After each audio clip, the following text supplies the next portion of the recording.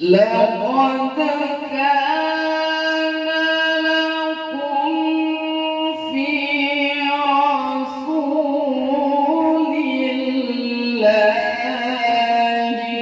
أسوة حسنة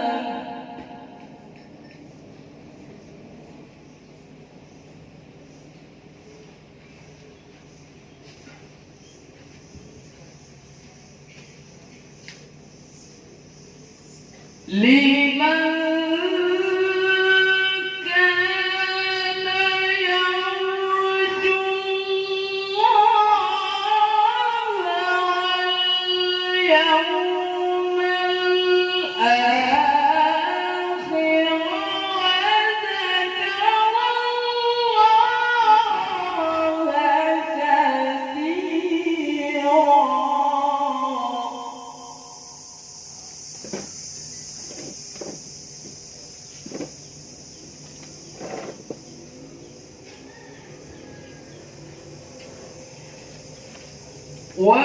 ولما رأى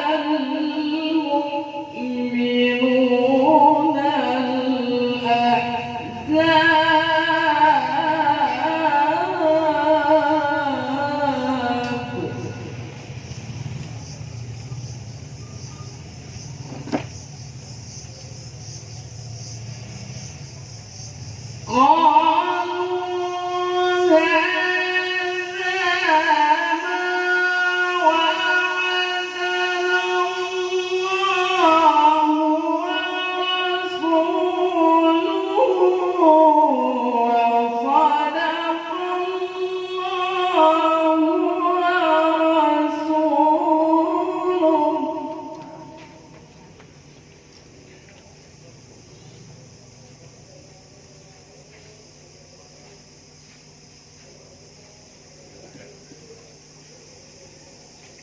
وما زادهم إلا إيمانا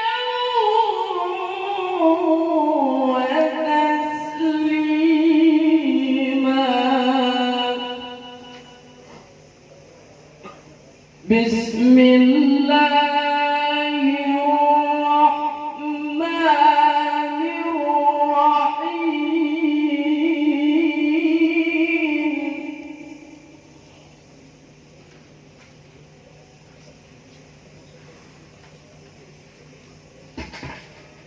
فخرج على قومه من المحراب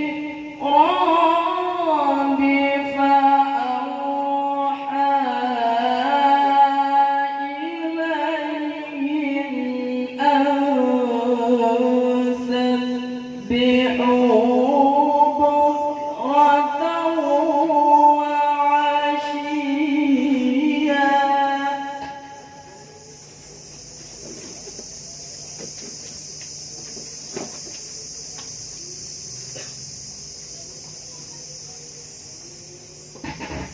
يا يحيى خذ الكتاب بقوة وآتيناه الحكم صبيا.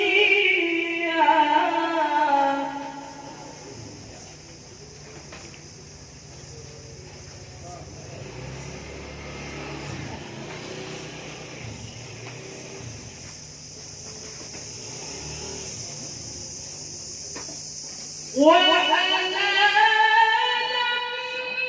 من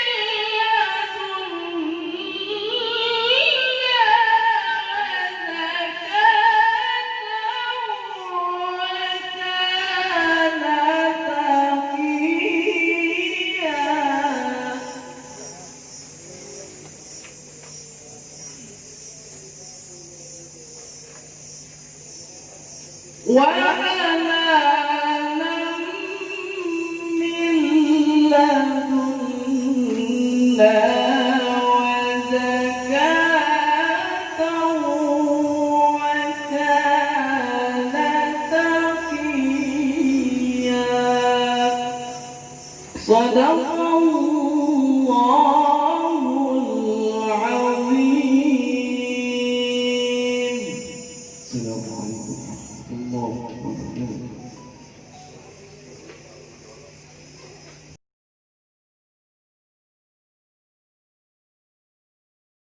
السلام عليكم ورحمة الله وبركاته. Assalamualaikum warahmatullahi wabarakatuh.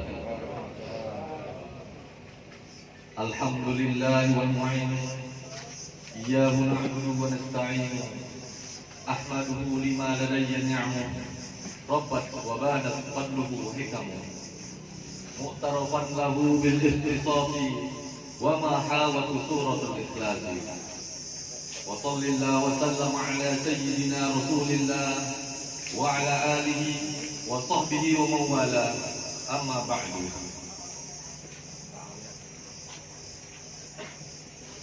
Pertama-tama yang saya hormati Bapak Wali Kota Mataram atau yang mewakili dari pemerintah Kota Mataram. Yang saya hormati Dewan Pembina Yayasan Sang Cahaya Nusantara. Yang saya hormati Dewan Pengawas dan seluruh keluarga besar Sang Cahaya Nusantara. Dan yang saya cintai hadirin hadirat yang hadir di tempat ini untuk ikut merayakan momen penting bagi kami. Momen penting yang sedang kami laksanakan semuanya berkat bantuan dan kerjasama seluruh keluarga besar Sang Cahaya Nusantara yang menjadi harapan kita di hari nanti mendapatkan memberikan satu manfaat yang besar untuk umat. Selanjutnya, rasa syukur yang mendalam saya sampaikan kepada seluruh hadirin yang hadir di tempat ini untuk bersama-sama menyisihkan waktu melaksanakan 3 momen penting yang sedang kita laksanakan. Momen pertama adalah Maulid Nabi besar Sallallahu Alaihi Wasallam yang telah membawa kita dari alam yang gelap menuju terang benderang, yang telah membawa kita bertransformasi dari kejahiliahan menuju manusia yang beradab dan berkemanusiaan. Semua itu adalah satu titian yang menjadi panduan atas kita semua untuk kita tapaki sebagai implementasi dari Shiratul Mustaqim atau jalan yang lurus. Untuk selanjutnya, pada momen kedua juga kita telah laksanakan sholat Jumat yang menjadi Sayyidul Ayyam atau tuan daripada hari-hari yang ada, menjadi Aidul Mu'minin, hari raya atas kaum muslim yang menjadi rutinitas mingguan yang selalu kita laksanakan setiap saat. Momen ketiga adalah meluncing Yayasan Sang Cahaya Nusantara yang kami harapkan ke depan nanti akan benar-benar mencerminkan atau mewujudkan implementasi daripada bagaimana menjadi sosok khairun nas anfa'uhum linnas, yaitu bagaimana menjadi manusia yang bermanfaat atas manusia lainnya. Fastabiqul khairat atau Sang Cahaya Nusantara ini lahir daripada sebuah grup yang saya bangun 2 tahun lalu. Grup bernama Fastabiqul Khairat. Fastabiqul Khairat sudah maklum kita maknanya, yaitu berlomba-lomba menuju kebaikan, berlomba-lomba menghadirkan kebaikan, berlomba-lomba melahirkan kebaikan. Kebaikan, akumulasi dari kebaikan itu adalah cahaya, sehingga karena aturan Kumham yang baru tidak boleh menggunakan bahasa Arab di dalam menamakan sebuah yayasan, sehingga saya mencari pendekatan. Pendekatannya itu saya temukan yaitu Sang Cahaya Nusantara. Karena sang berarti sosok, cahaya adalah sifatnya. Jadi menyifati sesuatu yang sangat bercahaya, sehingga menjadi Sang Cahaya Nusantara. Mungkin kita flashback beberapa ratus tahun sebelumnya. 600 tahun lalu, Imam Sayyidi dalam kitabnya Isa'atus Sa'ah mengukakan bahwa 1500 tahun setelah hijrah adalah hari kiamat atau pintu besar daripada kiamat. Diperkuat lagi oleh pendapat Imam Ibnu Hajar Al-Asqalani sebagai muhaddisin kabir. Beliau juga menegaskan hal yang sama. 1500 kurang 2 tahun. Artinya kalau kita ukur dari tahun ini, maka waktu itu sudah tidak lama lagi. Mungkin 60 tahun lebih sedikit. Walaupun itu masih khilafiyah, masih debatable sifatnya.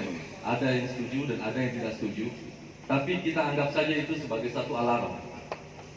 Ciri-ciri alam sudah menunjukkan ke arah yang itu.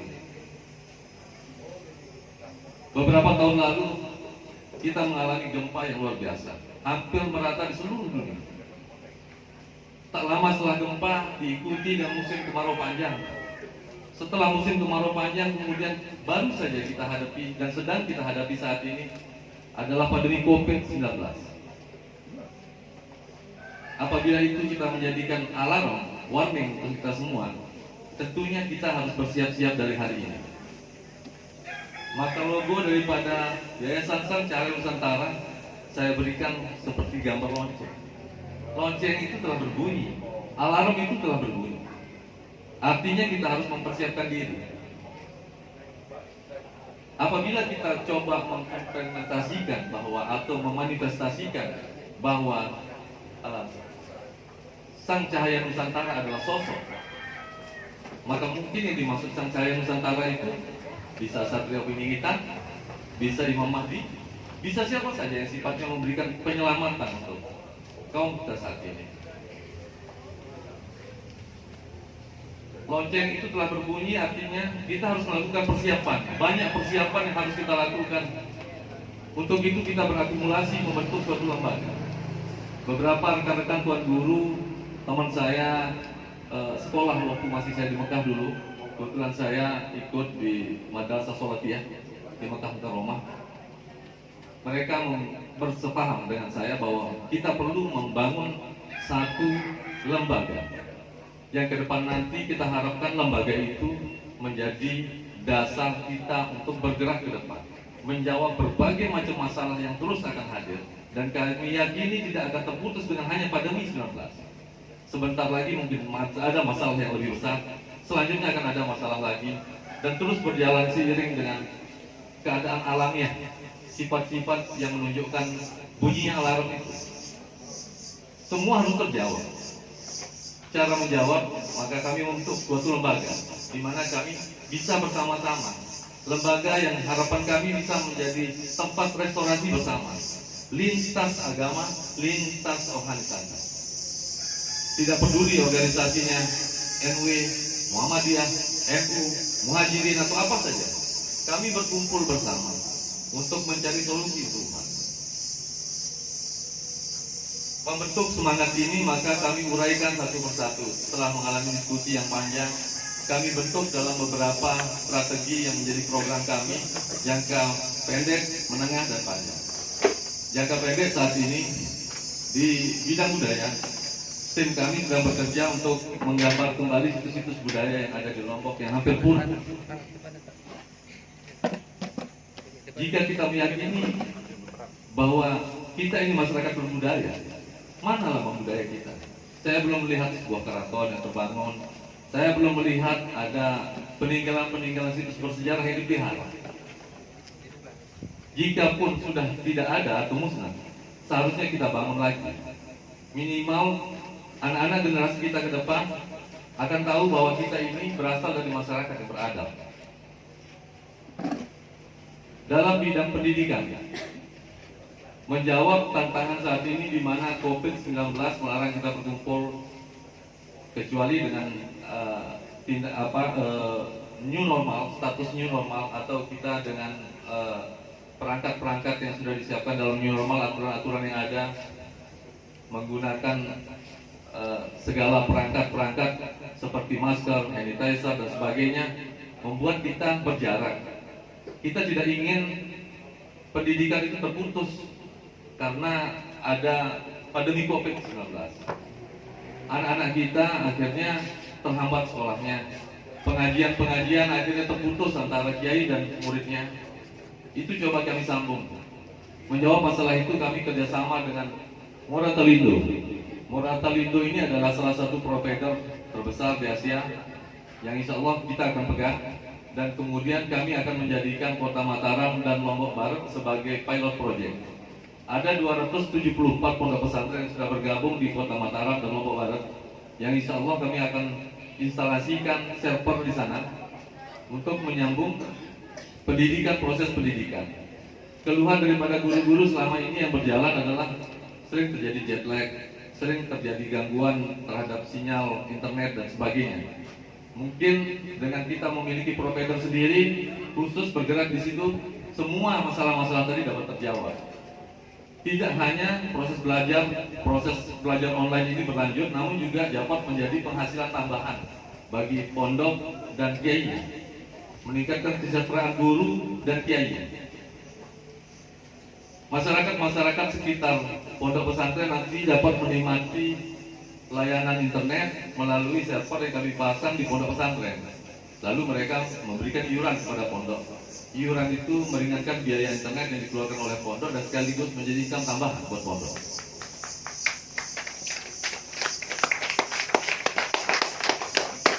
Di lain hal, kami juga telah melakukan pendekatan komunikasi kepada sumber-sumber penganggaran yang ada, terutama ITDC.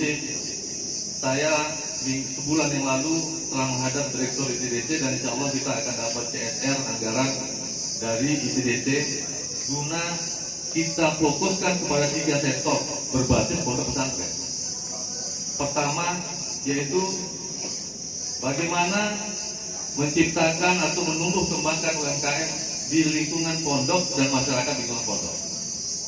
Banyak potensi di lingkungan pondok belum tergarap secara maksimal.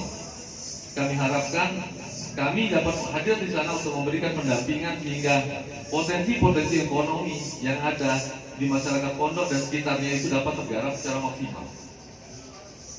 Kedua, bagaimana memberikan pendidikan kepada anak-anak santri kita ke depan nanti bidang pariwisata. Kami hadir di situ dengan pendampingan untuk menciptakan link, membangun travel link, wisata religi. Dan ketiga adalah berbisnis dengan berbasis online tetap melalui pondok pesantren. Moratelindo sudah menjanjikan untuk menciptakan satu aplikasi yang dari aplikasi itu nanti akan digunakan oleh pondok pesantren anggotanya untuk penjualan online dari hasil produksi mereka. Semua itu kami sinkronkan menjadi satu program yang berkesinambungan. Tidak hanya program sporadis sesaat, tapi tidak menyelesaikan masalah-masalah itu. Demikian juga ke depan nanti insya Allah kami sedang menentukan lokasi dan sedang mencari lokasi yang tepat untuk membangun kampung UMKM. Kampung UMKM ini diharapkan nanti akan menjadi rumah produksi bagi pondok pesantren anggota kami. Yang menjadi pilot project kami adalah Kota Mataram dan Lombok Barat. 274 pondok itu nanti akan diberikan satu rumah produksi di kampung UMKM. Di sana mereka akan melakukan aktivitas produksi, kita berikan pembinaan secara maksimal, segala potensi pasar juga kita akan bantu bagaimana untuk mencari pasar, baik itu pasar offline maupun secara online. Seterusnya kami akan bina sehingga nanti tidak mustahil 5 tahun atau 10 tahun ke depan nanti para kiai kita memiliki anak didik yang menjadi eksportir yang berkualifikasi dulu. Amin ya robbal alamin. semua beban, semua tanggung jawab, semua usaha kami di sini tidak akan dapat memberikan manfaat melainkan atas sokongan kita semua.